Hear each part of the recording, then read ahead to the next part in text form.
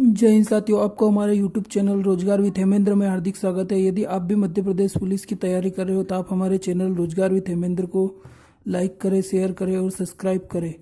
आज हम मध्य प्रदेश पुलिस के ओल्ड पेपर सॉल्व करेंगे। तो आज हम 19 अगस्त के फर्स्ट शिफ्ट के का पेपर सॉल्व करेंगे, जो पिछले लेक्चर में हमने सॉल्व किया था। अगले क्वेश्चन अब हम स्टार्ट करेंगे। कितने रुपए का 20% 400 रुपये के बराबर होगा। मान लो 100 रुपये का 20%, कोई भी वैल्यू का परसेंट हो तो उसके नीचे 100 लगाते इजिकल टू 400। तो एक शून्य से एक शून्य कट जाएगा, 2 से कट जाएगा 20 बार, 20 गुणित 100 2000 हो जाएगा इसका आंसर। चलिए अगला क्वेश्चन करते हैं। 12 आदमी द्वारा किसी काम को 9 दिन में पूरा करते हैं। 6 आदमी काम करने के बाद उनके साथ 6 आदमी और जुड़ जाते हैं, तो आप अब काम कितने दिन में पूरा होगा। तो चलिए 12 आदमी किसी काम को 9 दिन में करते हैं। मान लो कोई एक काम हो, 12 आदमी किसी काम को 9 दिन में करते हैं। अब क्या है कि 6 आदमी 6 दिन काम करने के बाद, मतलब 12 आदमी ने 6 दिन तो काम किया होगा, इसके बाद 6 आदमी और जुड़ जाते हैं, तो 12 और 6 18 आदमी हो गए। उस काम को मान लो 100 दिन में करेंगे। तो चलो क्रॉस मल्टीप्लाई करते हैं। 12 गुणित 9 इजिकल टू 12 चंग 72 प्लस 18x, 12 नमा की 108 हो गया। ये 72 प्लस 18x, 108 माइनस 72, 8 में से 2 गए 36 बचा है। 36 बराबर 18x, 18 से 36 2 बार जाएगा, x इजिकल टू 2, 2 दिन में। चलिए अगला क्वेश्चन करते हैं। यदि कुछ रुपए को ए बी सी को 5:7:6 में इस प्रकार बांटा गया, यदि बी को सी से 4500 रुपये अधिक मिले हैं तो सी को कितने रुपए मिलेंगे। मान लो ये ए बी और ये सी 5:7:6, 5:7:6 के अनुपात में उनके पास रुपीज है। यदि बी को सी से 4500 रुपये अधिक मिले, बी को सी से 4500 रुपये अधिक मिले, यहाँ पे कितने अधिक मिल रहे हैं, यहाँ बी को सी से 1 अधिक मिल रहे हैं, यहाँ 4500 अधिक मिल रहे हैं, तो 1 की वैल्यू हो गई 4500।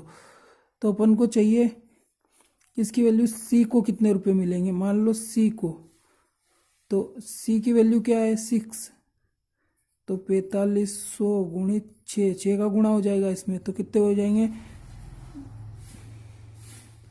2 शून्य 5 अंक 30 की शून्य हासिल 3 6 चौक 24 25 26 27,000 रुपये मिलेंगे।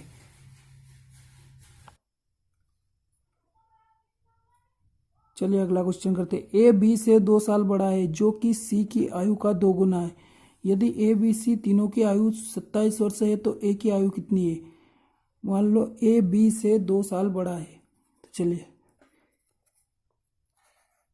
ए बी से 2 साल बड़ा है, जो कि सी की आयु का दुगुना है। अगर किसी भी क्वेश्चन में जो आ जाए तो रिलेशन सेकेंड और थर्ड का हमेशा बनता है, ये हमेशा, ये एक लॉजिक है। तो बी और सी, तो क्वेश्चन में क्या है, जो कि सी की आयु का दुगुना है, बी सी की आयु का 2 गुना है। अब क्या बोल रहा है, यदि ए बी सी तीनों की आयु 27 वर्ष है, मान लो ए प्लस बी प्लस सी तीनों की आयु 27 वर्ष है, तो ए बराबर बी प्लस 2, ए की जगह वैल्यू पुट करना पड़ेगी, बी प्लस 2 प्लस बी ऐसा कैसा, सी की वैल्यू, तो यहाँ से अपन सी की वैल्यू निकाल सकते हैं। सी बराबर बी प्लस 2 हो जाएगा, तो बी प्लस 2 इजिकल टू 27। तो हम इसका मल्टीप्लाई कर देते हैं, अगर एलसीएम से भी हो जाएगा पर अपन डायरेक्ट मल्टीप्लाई कर लेते हैं। 2b प्लस 2 में 2 का multiply 4 plus 2b plus b, इसका इसमें मल्टीप्लाई हो जाएगा तो 27 दूनी 54 हो जाएगा। 2b प्लस b 5b हो गया, 5b प्लस 4 इजिकल टू 54। ये 4 इधर माइनस में चला जाएगा तो 5b इजिकल टू 50, b बराबर 10 हो जाएगा। तो चलिए b की वैल्यू अपन यहाँ पे रख देते हैं। तो a की वैल्यू आ जाएगी, क्वेश्चन में भी a की वैल्यू पूछी है, a की आयु पूछी है। तो b+2 10 + 2 इजिकल टू 12, तो a की आयु 12 हो जाएगी। चलिए अगला क्वेश्चन करते हैं। ए और बी एक साथ किसी काम को 30 दिन में पूरा करते हैं। यदि 20 दिन काम करने के बाद बी काम छोड़ देता है, शेष काम को ए द्वारा अकेले करने में 20 दिन अतिरिक्त समय लगता है, तो बी अकेला उस काम को कितने दिन में करेगा।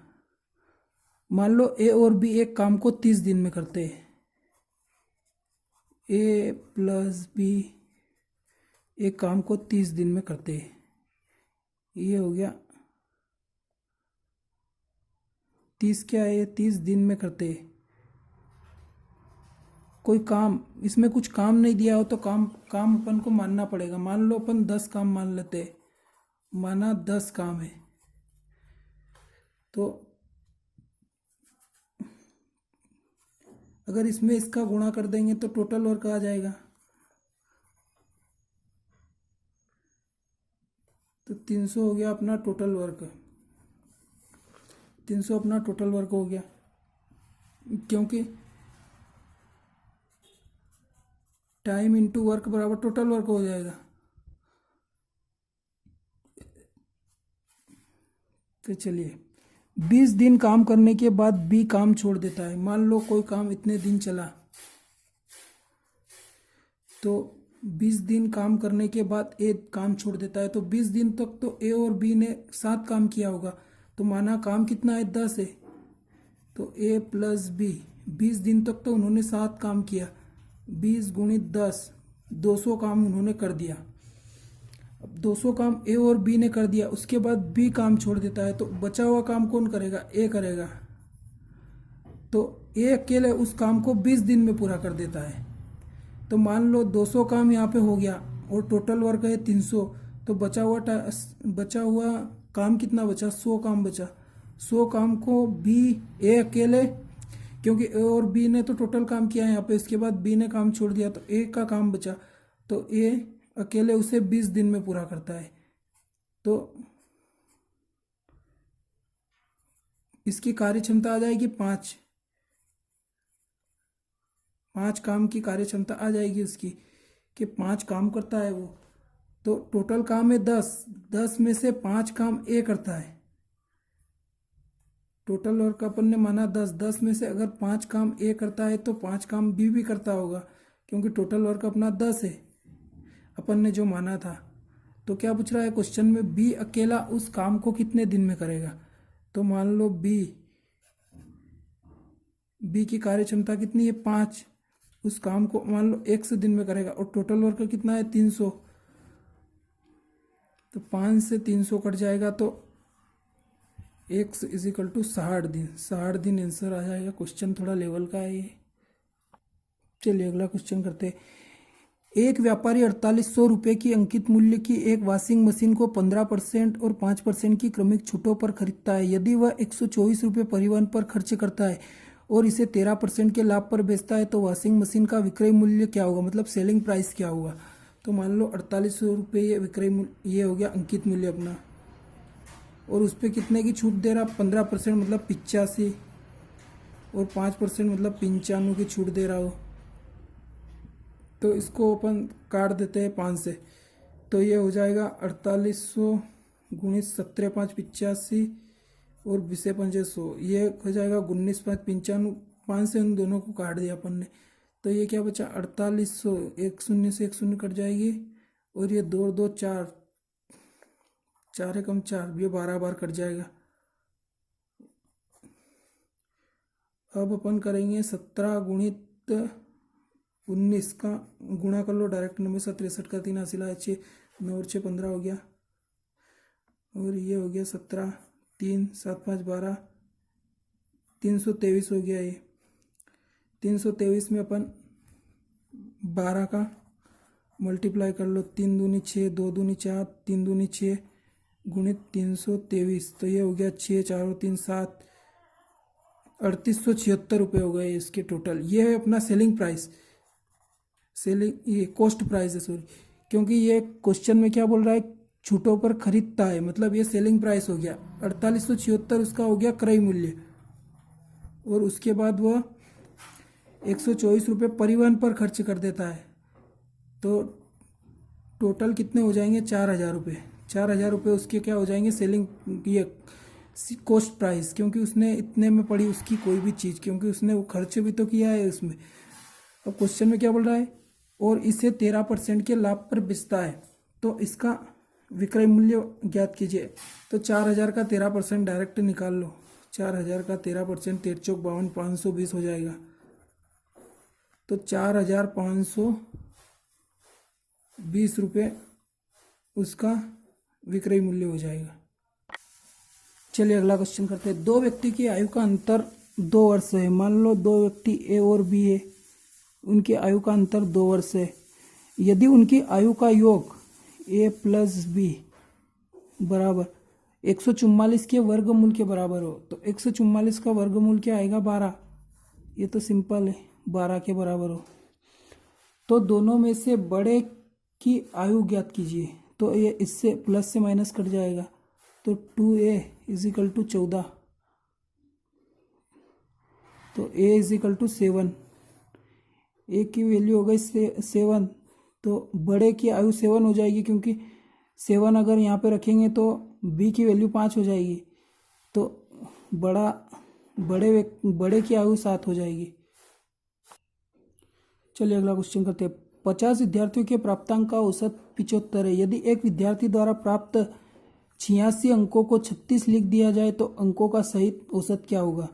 मान लो कोई 50 विद्यार्थी, उनका औसत 75 है, तो टोटल कितना हो जाएगा, 3750 हो जाएगा। अब क्या बोल रहा है क्वेश्चन में, यदि एक विद्यार्थी द्वारा प्राप्त 86 अंकों को 36 लिख दिया। मान लो कोई अंक 86 थे,